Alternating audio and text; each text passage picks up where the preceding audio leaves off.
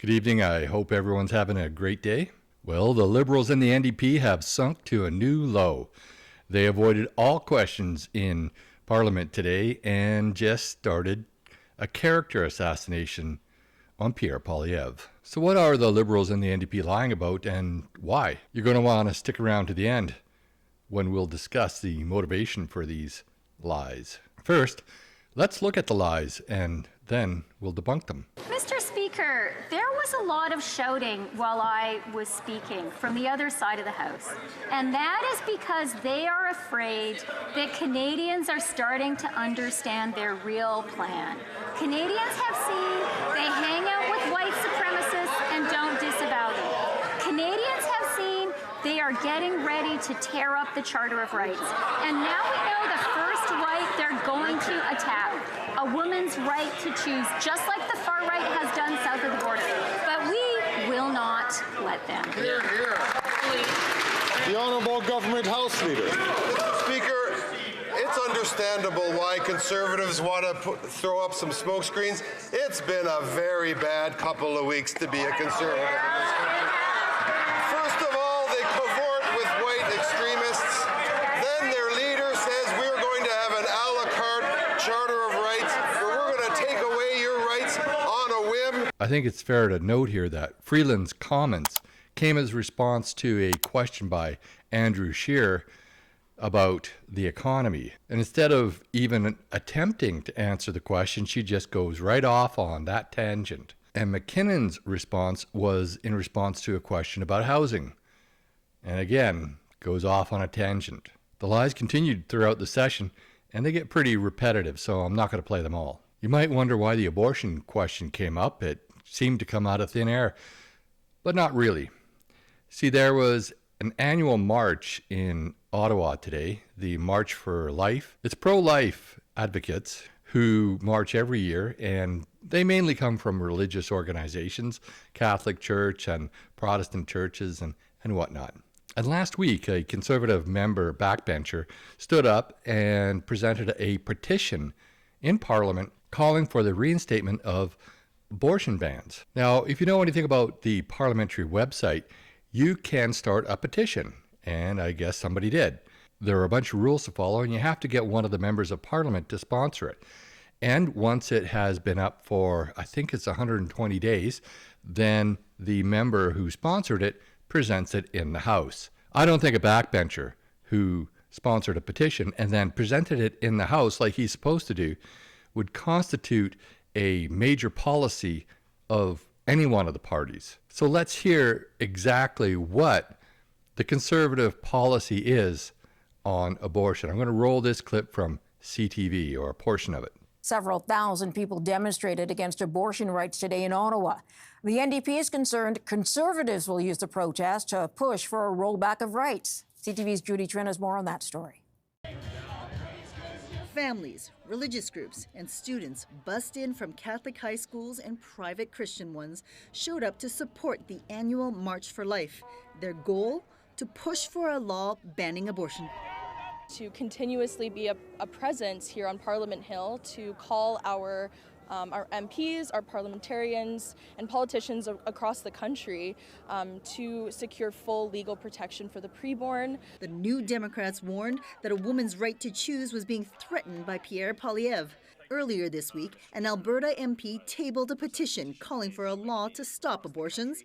These Canadians are concerned about the nearly 100,000 preborn children who die every year since the Morgentaler decision. A Conservative spokesperson clarified that a Pierre Poilievre government will not legislate on abortion. So what about one of the other claims, that Pierre Poilievre is consorting with white nationalists, Diagolon, and that he refuses to denounce them? Well, Pierre Poilievre denounced Diagolon over a year ago after they had joked about sexually assaulting his wife. Take a look at this clip. The threat was streamed live. Two members of a far-right extremist group talking about sexually assaulting Anaïda Poilievre, the wife of official opposition leader Pierre Poilievre. On Twitter, Pierre Poilievre called them dirtbags and losers.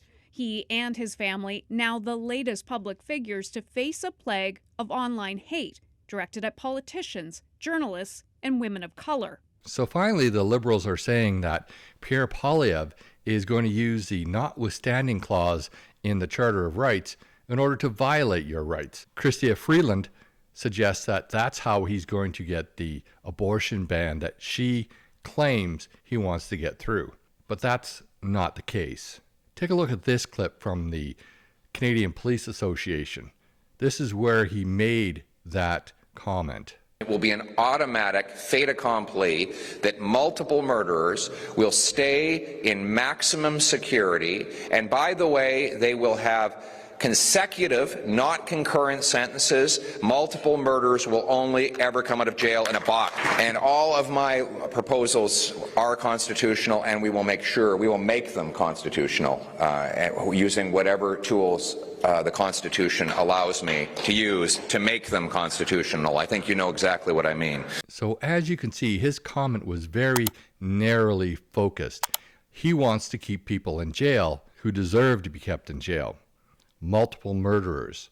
So let's say a person who commits 3 first-degree homicides and gets convicted of all 3. Today, they would have concurrent sentences, which means that that person would be eligible for parole in 25 years. What Pierre wants to do is to have those sentences served consecutively, one after another. So a person who commits 3 first-degree homicides would be in jail for 75 years minimum. I don't think that's unreasonable, and I think a lot of Canadians would agree with that. The fact is, it's the Liberals who keep violating people's rights, mainly freedom of speech and property rights. So why are the Liberals and the NDP attacking Pierre Poilievre this way? Their poll numbers are in the toilet. Take a look at these. As you can see on these polls, the Liberals and the NDP are sinking faster than the Titanic. This poll was published on May the 5th, earlier this week. It shows that the Conservatives have a 99% chance of forming a government with around 220 seats. That's a landslide majority in today's day and age. And the seat count may just go up from here. Remember, there are 5 new ridings that I don't think are accounted for in this poll, but I could be wrong. The Liberals and the NDP can't make honest arguments against Pierre Poilievre. He's got the most common sense approach. His policies are very well laid out in all of his speeches. Of course, the NDP and the Liberals will say that he doesn't have a policy, but that's also just false. So attacking Pierre Poilievre's character is all they have left, and it's all lies. It's underhanded and it's deceitful, and it's just plain wrong. And I think Canadians will see through it. But that's just my opinion. I'd love to know what you have to say. Put them down in the comments below. And while you're down there, please hit the like button and subscribe to my channel if you haven't already. And don't go away just yet. I do have a link to a petition in the description and also in the pinned comments. This petition is to encourage Mary Simon, the Governor General, to do her job, dissolve Parliament, and call an early election. Over 70% of Canadians want an early election, but the Liberals won't call one because they know they'll lose. And yes, I know that petitions are mainly symbolic in nature, but you never know. If we get enough, it may just do the trick. So I encourage you to follow those links and sign the petition. Thanks for watching, and we'll see you on the next video.